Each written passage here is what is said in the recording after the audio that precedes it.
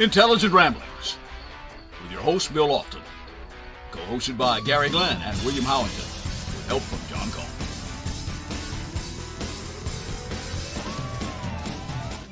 Good evening, world.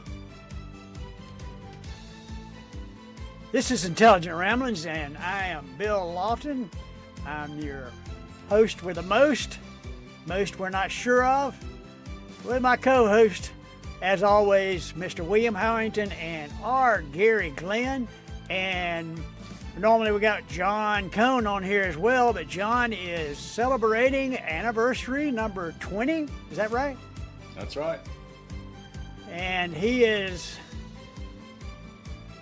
doing what he's supposed to do. You know, if mama ain't happy, ain't nobody happy. We all know that. That's right.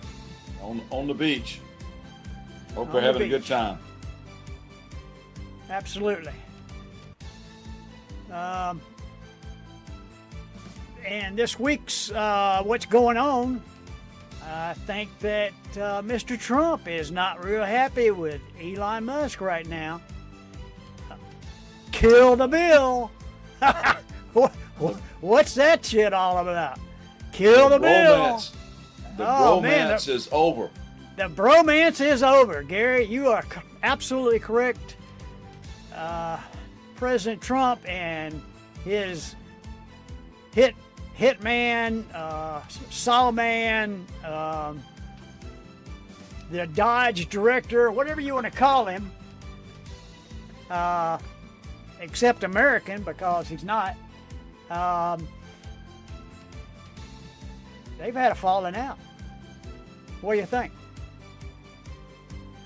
Well, there are a couple of things to thought that. One, all these are not original thoughts. One, he was hired. I put that in quotes because he never got any money for it, as far as I know. He didn't need any money to cut waste and spending. And he's looking at this new bill that is projected to add trillions of dollars to the deficit and realizes, well, that's not going to happen. And some of this stuff keeps getting put back in. In fact, he called it an abomination, didn't he? Also, some of the stuff that's in that bill apparently would hurt him business-wise. Well, they had a he's already tax credit. taken a pretty good hit. There was a tax He's already credit taken a for pretty good hit. there was a tax credit for the electric cars that they took out. It was supposed to be part of the bill, then he took it out. So that might have pissed him off. Might be some other things in there too. Of course, you know, he's putting those tax cuts back in. Look, it just makes sense. If you're putting tax cuts in and you're doing stuff that's hurting the business, the economy is going to suffer and you're going to have to add to the deficit. I mean, that's just common sense. I don't know why people don't get that. Some of the Republicans are not happy. They're talking $2.4 trillion added on to the deficit. $2.4 trillion. That's a pretty good chunk.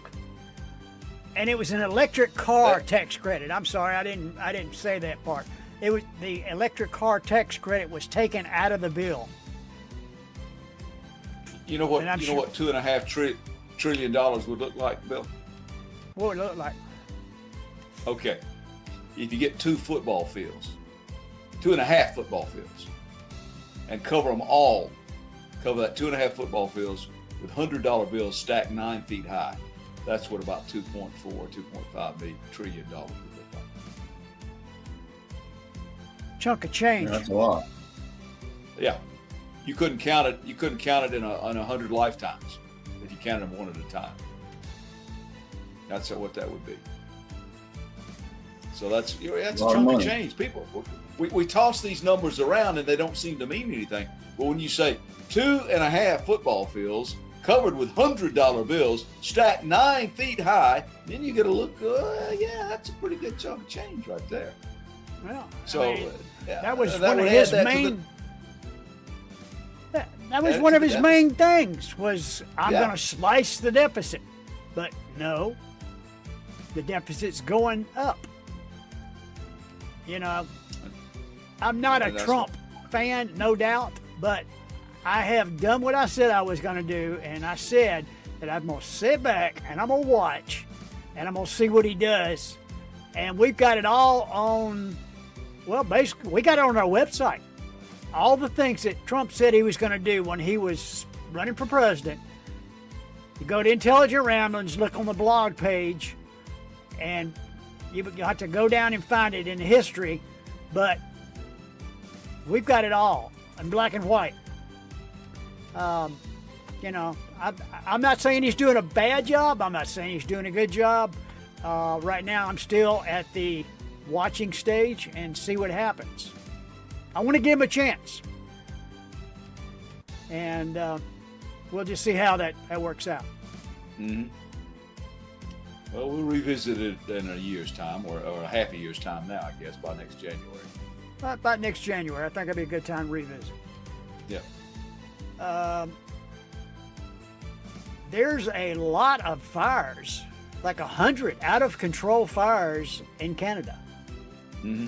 And it's starting to, the smoke's starting to drift in here to the USA, like mainly up in Minnesota, and I mean, they're really catching it, those northern states. And it's eventually going to drift down this way. And we got a dust trail coming over from the Sahara that's going to hit us pretty much the same time. Might get dark out here, you think? I don't know by the time it gets here, the dust thing will probably pretty much dissipate, although it might make for some interesting sunups and sundowns, some colors in the air. Yeah, we might get a little of that smoke from Canada. I think we've got it before when there's been some wildfires in Canada or up north. We've had some smoke driven down this way. The air quality might suffer. I think it already is suffering up north.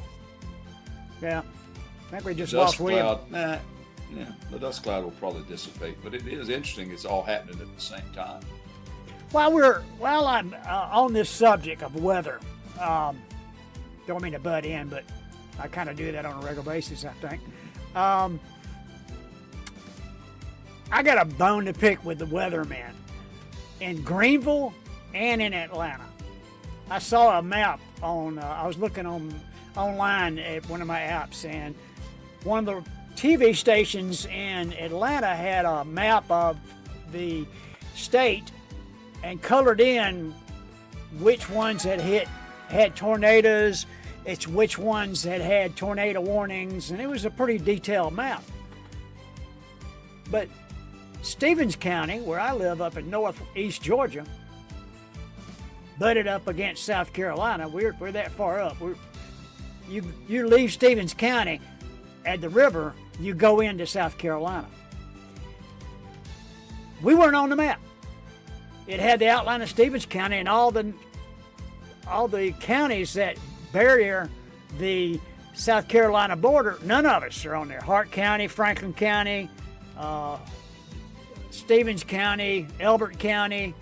The problem is that we don't get coverage from Atlanta worth a damn, and we don't get any. We get coverage from Greenville. We're on their weather map on Channel 4 in Greenville and Channel 7 in Spartanburg, which is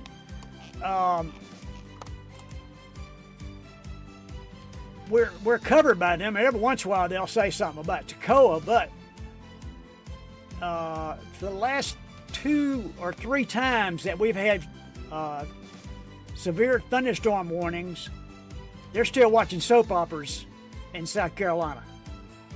They don't pay any attention to us in Stevens County. We don't get any warnings. The only warning we get is when you walk outside, you look at the sky and it's green, duck. That's our warning. And, you know, I just thought while we had time tonight, I thought I'd bring that up. So to the stations in South Carolina, Channel 4 in Greenville and Channel 7 in Spartanburg, really? How about, keeping up with us too? If you're going to include us in your area, include us in your area, because we'd like to know if a severe thunderstorm is just you guys making noise so you can get people watch or not. Because we had no warning of the last 2 severe thunderstorms. I got it on my phone. But I turned on the TV channel to look at the weather map. Wasn't there. Still playing regular TV, and the thunderstorm was dead on top of us. Well, there's my rant for the night. Yeah, there you go. Noted. Noted. Welcome back, William. Thank you. Anyway, does anybody know anything about smoking wood, smoking food? Smoking food. Yeah, smoking Yeah. food. It's awfully hard to light. I know that. Oh, you mean other kind of smoking? Sorry. Yeah, I'm talking about giving your vegetables and your meat, pork, fish, chicken, whatever. You're giving it more flavor. Well, if you've got questions about that, you're going to like this video we got coming up here.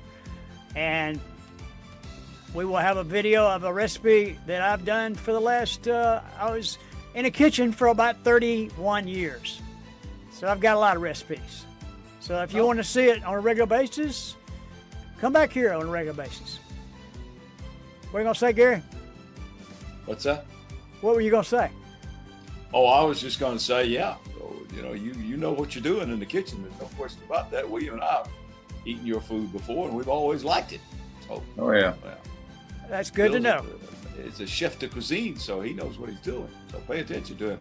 I've always said that the business about everybody's opinion is just as good as everybody else's opinion is crap, because some people are uninformed.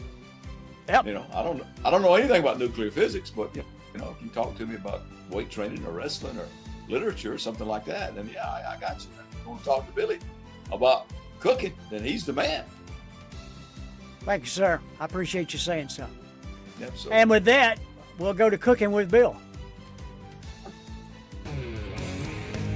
Cooking with Chef Bill.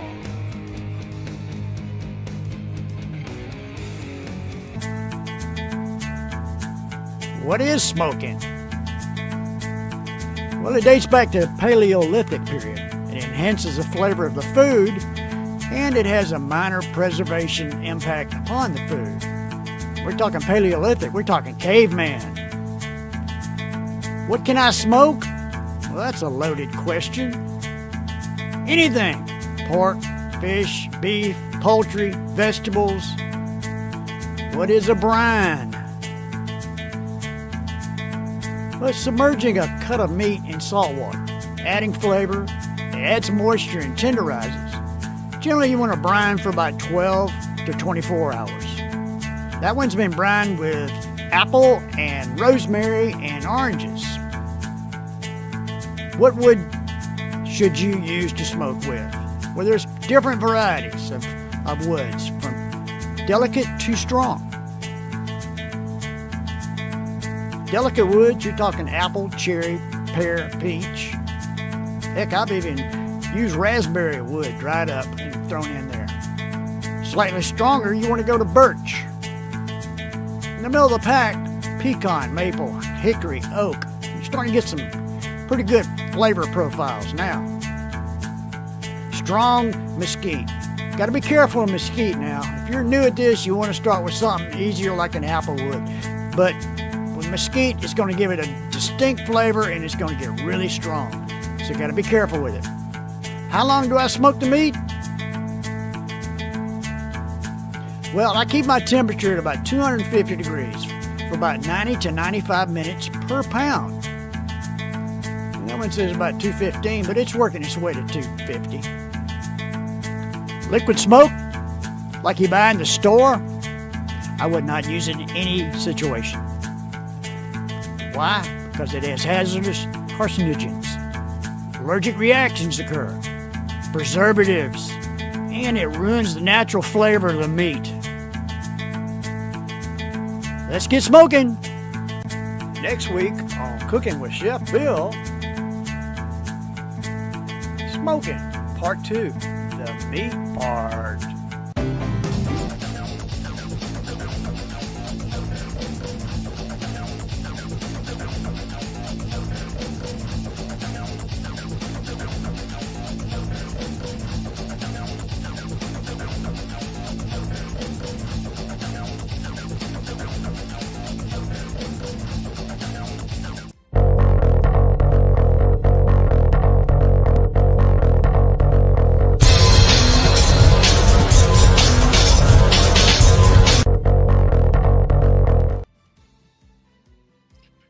Thank you. Thank you very much.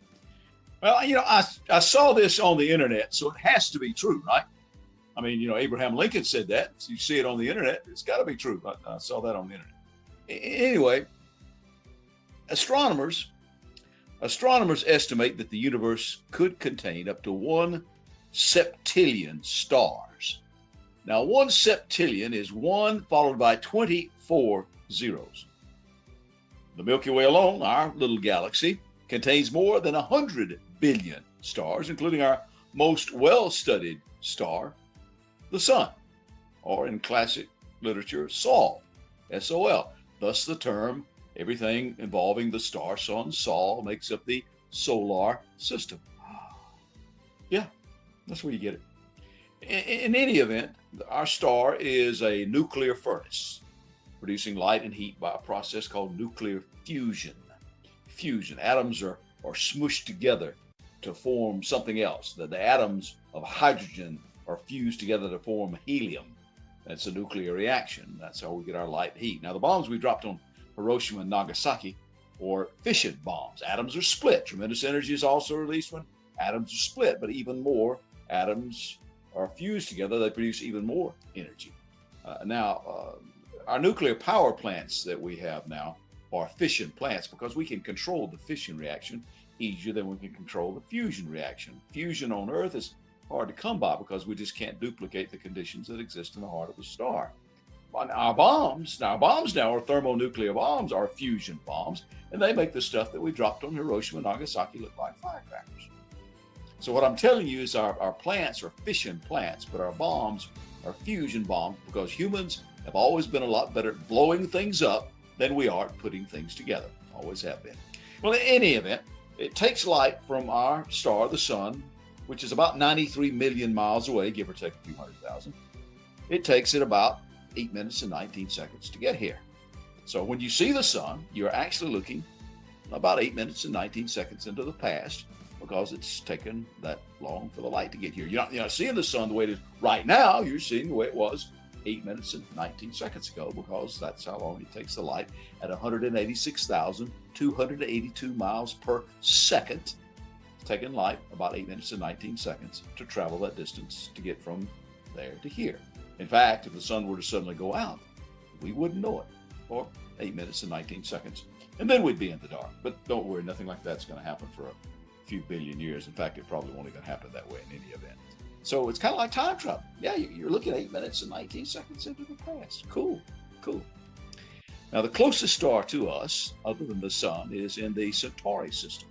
It's a little star called Proxima Centauri. Can't see it with the naked eye. You have to see it with a telescope. It's about 4.24 light years away. Now, light year, you understand, is not a measure of time. It's a measure of distance. It's how far a beam of light going at that tremendous speed will go in a year's time. So you'd have to figure out how many seconds there are in a year, all 365 and a quarter days, and multiply that by 186,282. You say, Garrow, that's got to be pretty far. Yeah, it's close to 6 trillion miles. 6 trillion miles. A trillion is 1,000 billion, and I told you what $1 trillion would look like back in our first segment. So the closest star to us, other than the Sun, is about 25 trillion miles away. Between us and that, pretty much nothing. So if there are other worlds, other visitors to us from other planets, they're a lot farther along than we are because they got that stuff figured out and we don't. But in all of that vastness, the septillion stars and all of how big the universe is, how big is the universe? Really big. There is only one you. And you are the most important person in the universe to you. Not to me, to you. Now, let me explain. We hear about a disaster in some far-flung corner of the world and we're concerned. We're compassionate beings, and I suspect, I'd like to think most of us are. We might pray for those people, and we're sincere about it. But we probably don't lose a lot of sleep over it. But, if we hear that disaster and if Aunt Mary and Uncle Bob are in that neck of the woods, then we get a lot more interested, don't we? Well, maybe if a brother or sister, or mom and dad, or a child happen to be there in that disaster, maybe we do start to lose some sleep because, you see, that hits a lot closer to you. Everything in this universe, of all those septillion stars, you see, everything in the universe is processed through your senses. That's how you perceive things, through your sight, sound, touch, and feeling, and smell. And I can tell you, I know exactly how you feel, and I've told you a lie, because I'm not you. Now, my wife, Jill, whom I love very much, we've been around one another for about 50 years. We've been married for close to 48. And I can't tell her I know exactly how she feels because, number one, I'm not a woman. I'm just not her. I don't have all of her life experiences. I don't know exactly how she feels. We tell to people that we have similar life experiences, and we kind of know how they feel, but we don't know exactly how they feel. I come a little closer to these guys, these boys that we do this show with, because we've been around each other for quite a long period of time, and we have similar backgrounds and went to the same high school, played football, wrestled, and all that. You know, you can come close, but you don't know exactly how somebody feels. So if you get hit by a bus, you see, then for you, this whole universe at the same time might just have gone flooey at the same time because you're not here to enjoy it anymore. You're somewhere else. Now, that doesn't mean I need to be egotistical or egoistical or any of those other ego things. In fact, it should mean the exact opposite, because I need to recognize that we are all sailing on this same ship, and we ought to be nicer to one another, because none of us are getting out of this world alive. I can't know exactly how you feel.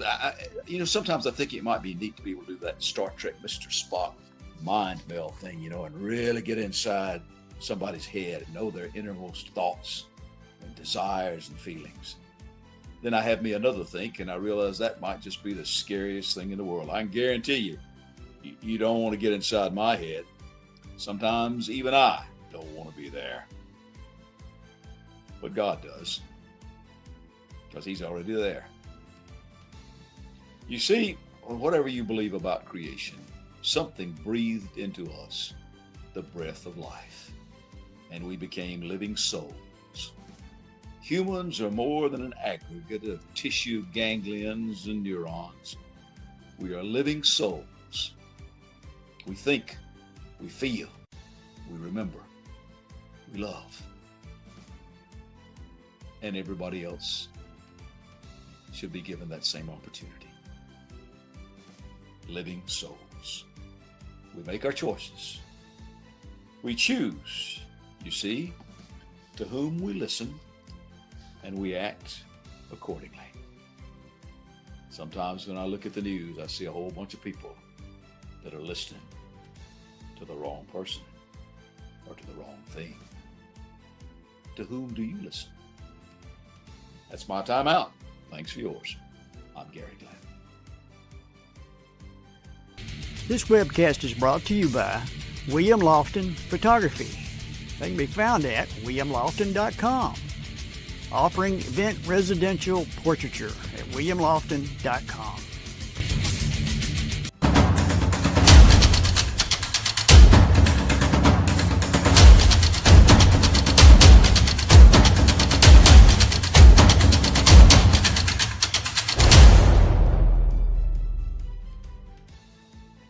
Good evening. Last week, we talked about my two favorite players from the first half of the 20th century in baseball, Ty Cobb and Babe Ruth. Tonight, we're going to take a look at my three favorite baseball players of the last half of the 20th century. Coincidentally, they are all outfielders. The first one is Willie Mays. Mays, known as the Say Hey Kid, played for the Giants, both New York and San Francisco. He played 23 seasons, played center field, and was born in 1931 in Westfield, Alabama. I was born in Alabama myself. He batted .302 lifetime with 3,293 hits and 660 home runs. That's a lot of home runs.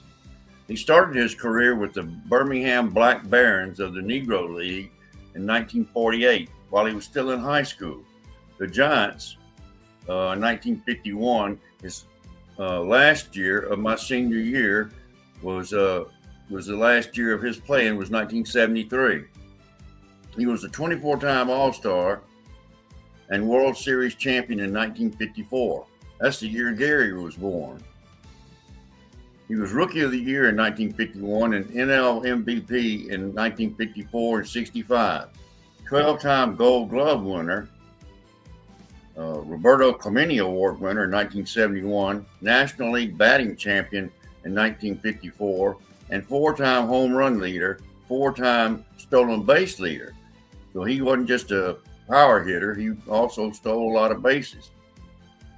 He was signed by the Giants in 1950, shortly after graduating from high school. He is best known for the great over-the-shoulder catch in the 1954 World Series. At the time, it was just known simply as the catch. At the time of his retirement, he held many major league records and was in the top 3 of statistics and many others.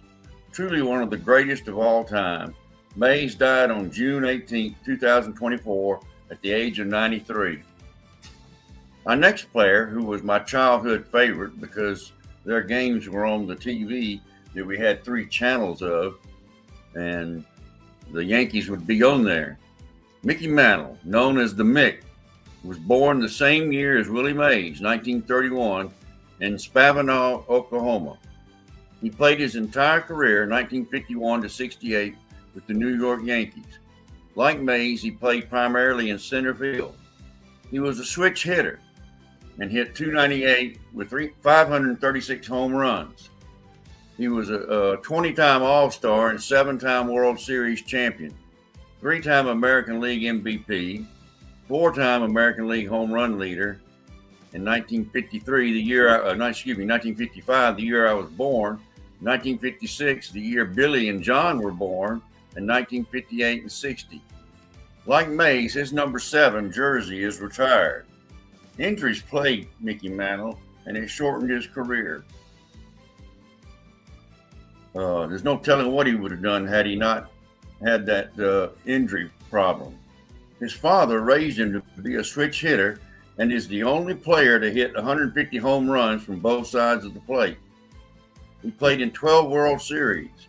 He holds records for most World Series home runs, 18, most RBIs, 40, extra base hits, 26, runs, 42, walks, 43, and total bases, 123, and highest on base and slugging percentage.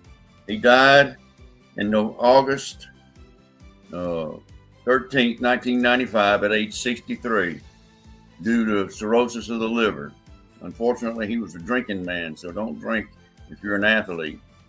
My final player is former Brave Henry Louis Aaron, simply known as Hammerin' Hank.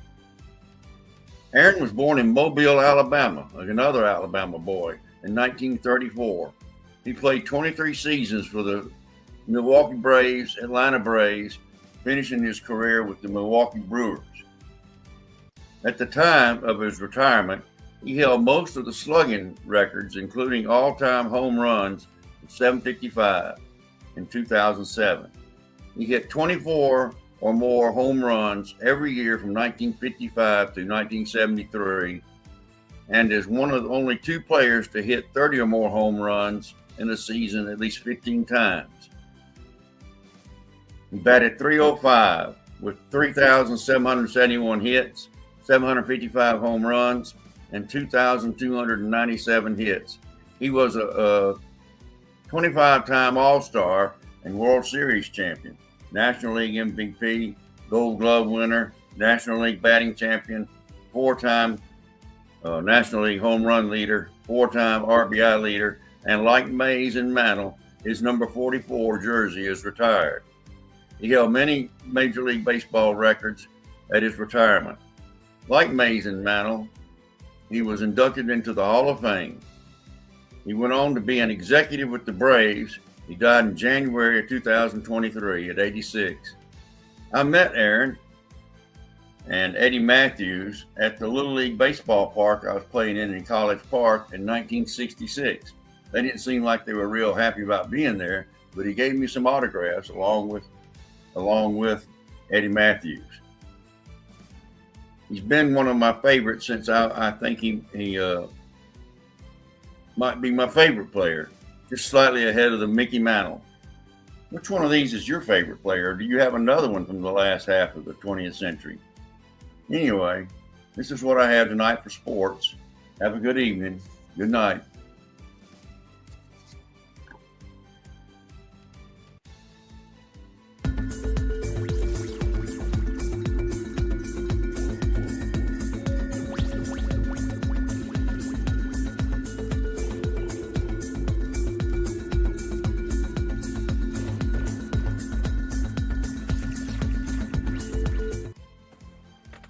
And we're back. Well, you know, I like those ball players, William, but I'm going to tell you, my favorite ball player of all time, and I'm not a big baseball fan.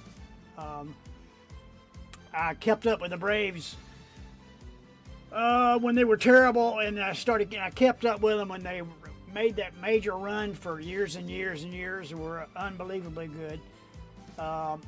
I would have to say my favorite ball player of all time would have to be Mad Dog Greg Maddux. What he could do with a baseball was just scary. I remember one conversation he had where they were trying to take him out, and he sent word when they came in to take him out. He told what was his name, Leo Mazzone or something. Mazzone. Leo Mazzone. He told Leo that, no, I'm not coming out. I said, you got to give me 3 pitches and I'll strike him out. And he said, okay, and walked out, and sure enough, 3 pitches later, the guy was walking back to the bench. Maddux was just truly amazing. He won the Cy Young like 4 times. He is the only pitcher in Major League history to have, 17 straight winning seasons? Well, he had like 15 years of 15 wins or more. Yeah, that's it. He's the only pitcher in Major League history to do that. And he had all those gold gloves, too. About 20 gold gloves in a row. He's the only pitcher in Major League Baseball history to win at least 15 games for 17 straight seasons. And I just saw a list come up on one of the groups I follow on Facebook, and it listed him as number 5 as the greatest pitchers to ever play the game. And I'd have to agree. He's right in there with them. I'd have to say the pitcher I'm thinking about played for the Cardinals. Bob Gibson. Yeah. God, he was just.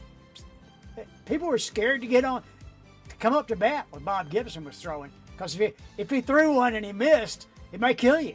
I mean, the guy was. Yeah. He was an amazing pitcher. They didn't wear helmets back then in the '60s. They just wore a hat. Let's see, who else? There's a pitcher for the Dodgers, which I still hate, always hated. Ever since Strawberry played with him. Wasn't Drysdale. Koufax. Sandy Koufax. Well, Koufax, yeah, but it was called him Bulldog. Oh, I know who you're talking about. Bulldog. He was a great pitcher as well. I can't think of his name. I'd have to Google it and try to Fernando figure out. Valenzuela? You're not talking about Valenzuela, are you? No. I know who you're talking about too, and I can't think of it. I've got CRS. Well, I tell you, all those are great players, without a doubt, Hall of Fame people. But, impressive in the hot corner or at third there, Brooks Robinson and Cal Ripken. Oral Hershiser. Yeah. The Bulldog. Yeah, Oral Hershiser. I always thought he was an amazingly good pitcher. I mean, that was back in the day when I was actually watching it.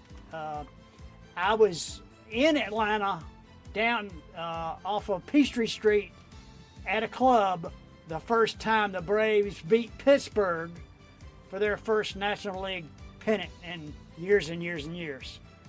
Y'all remember that? Yeah. Is that the one where Sid Bream? I believe so. Or but it was their first National League pennant in many, many, many, many, if any, years. And Well, you know, the Braves have been so good in the past few years, especially since they had that string where they won that division. What was it, 14 straight years or something like that? I don't know if Something like anybody that. ever do that again. You know, we forget how bad they were at times. oh, I remember Back in the 60s and all, or early 70s. when Negro was pitching. I remember for I them. went to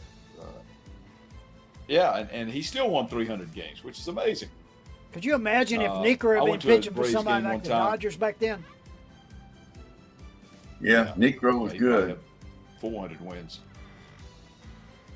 But anyway, we were at this Braves game, and there was about maybe 6,000 or 7,000 people. This was the old Fulton County Stadium. And, 6,000 or 7,000 people there, like BBs in a boxcar. We're all rattling around. And I was sitting there in the stands watching them. The guy about 10 rows below us stands up and looks at the crowd and says, "Anybody want a beer?" I went. So anybody that raised their hand, he bought him a beer that night. I didn't really feel bad about taking that man's money because he went home that night and bragged to everybody, "I bought beer for Fulton County Stadium tonight." And he did. I think. Well, the one of the most- reasons why I picked the ones I picked, they're all hitters. And hitting a baseball might be the hardest thing to do in sports. And these are all great hitters, obviously, from their statistics. Both Cobb, Ruth, Mays, Mantle, and Aaron. They all were very good at hitting the ball. Mantle was an amazing hitter. And he was fast, too. He had the fastest time to first base than anybody for years. Yeah, if he hadn't, didn't he step on a sprinkler or something and wreck his knee? If he hadn't have done that, there's no He telling. tore up his knee. I don't know exactly how he hurt it. I think he was in one of those uncovered sprinkler heads in the outfield or something. He tripped over it and messed up his knee. Yeah, amazing people. Like I said, at third, I always liked Brooks Robinson and Cal Ripken. The things that they could do at third base, if that ball was anywhere around them, they came up with it and made the play. Just I'm giving amazing away my stuff. age right now, but I do remember. I don't know why I remember this, but it's pictured in my mind for life. I remember seeing Whitey Ford pitch. Oh, yeah. That They was were on TV all the time. that was in the 60s. I was Yeah. probably 8 or 9 years old, but I don't know. I remember coming there and my dad was watching a ball game, and I remember it was Whitey Ford pitching. And this was when we were living in Atlanta before we moved to Jefferson. Wow. Yeah, Good Whitey stuff. Ford was one of those Yankees teams that were real good. Whitey Ford and Yogi Berra and Elston Howard and Good baseball. Tony Kubek and Roger Maris, Oh, I remember. Joe Capitone. I remember watching those Yankees play. Yeah. I remember that distinctly. That's one of those things you never forget. Well, gentlemen, the one thing about the Yankees, and this was in the Steinbrenner era, and he had him something on his desk, and that was a quote. And I remembered that. And I don't know if I got the quote down exactly, but it went something like this: "I am wounded, but I am not slain. I shall lay down, rest for a while, and I shall rise to fight again." I went, yeah. I like Yeah. that. that is a good saying. That's Yeah. that's something to live by. That's like my mantra. I don't know if I've got it posted up here anymore. I do not. I want to know, do you brine all your food? When I'm smoking something, usually and late at night before I go to bed, I will start the brine. I'll take what I do is get a cooler, Yeah. and I fill it with. First thing I do is put salt in there, a big old cup full of salt, and I use sea salt if I can get it. And then I start adding water and get it the water to where whatever product I'm going to be putting in there or any kind of protein, I'm going to be dropping it in that water, and it's got to go below. So you want to put enough water to cover it, Right. and ice. Take a bag of ice, throw in there with it, because it's got to be cold. That's imperative. Is a brine has to be cold, and you just throw in there with it whatever you want to taste in your meat. And I usually take fresh rosemary, and I take oranges, peels and all, just cut them in about quarters and squeeze them and throw them in there. And then I take Granny Smith apples, cut them up, peels on everything, just chop them all up real big chunks, throw those in there. And the rosemary is a little strong. I mean, I like the flavor of it, so it might be a little strong for some people. But what it does is a brine will make the meat relax. It's the best way to put it. It makes it more tender, and it gives it more flavor. So to me, if I'm doing a pork butt, which I'm going to do next week here on Intelligent Ramblings, I'm going to be smoking a pork butt. I'm going to smoke it probably the next day or two. And that's what I'm using my brine. But I usually put it in the brine the night before I'm going to smoke it the next day. And then I'll take the pork butt out of the brine, put it in my smoker, and I'll smoke it for 3-4 hours. And then I'll pull it out, put it on a pan, wrap it with aluminum foil, stick it in the oven, and finish it. And That's interesting. because if you put it in there and you smoke it the whole time, number one, it's going to take you 8 hours. Number two, it's going to be too smoky. You don't want to have it. You don't want to have it too smoky. So it's Right. tannic, tastes tannic. If you know what that means. Kind of trying to think of a better word to describe it, but it's just kind of it's too smoky, too strong. I'll have to keep that in mind. I'm gonna try it on something. I don't know what, but I'm gonna try it on something. Probably Well, chicken. Have you got a smoker? I got a Traeger. You can smoke it or cook it. Okay. Chicken won't take long at all. I mean, if you want to take a chicken breast and lay it on there like you're grilling a chicken breast and smoke it instead, yeah. I've actually smoked in a food competition. I did some, I had some scallops that I was putting on my plate, and I actually, inside a auditorium where this contest was going on, cooking competition, I smoked some scallops. I mean, there's big puffs of smoke coming up out of my station, and one of the judges comes over to me and says, "What the hell are you doing over here?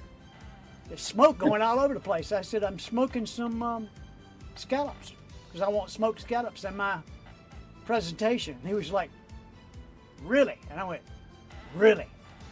And I'll try to incorporate that idea into my in the next video I'm gonna do next week for smoking part 2, the meat part. All right. I will show you how you can do that at your house. Look Sounds forward good. to it. All right, guys. All right, gentlemen, thank you. It has been a good evening. I appreciate you being here. I appreciate people watching us. And I definitely appreciate you guys that watch us after the show is no longer live. We're always here at 8 p.m. on Wednesday night. And John Cohn ought to be back with us next week. And we will talk to y'all then. Good night. Good night.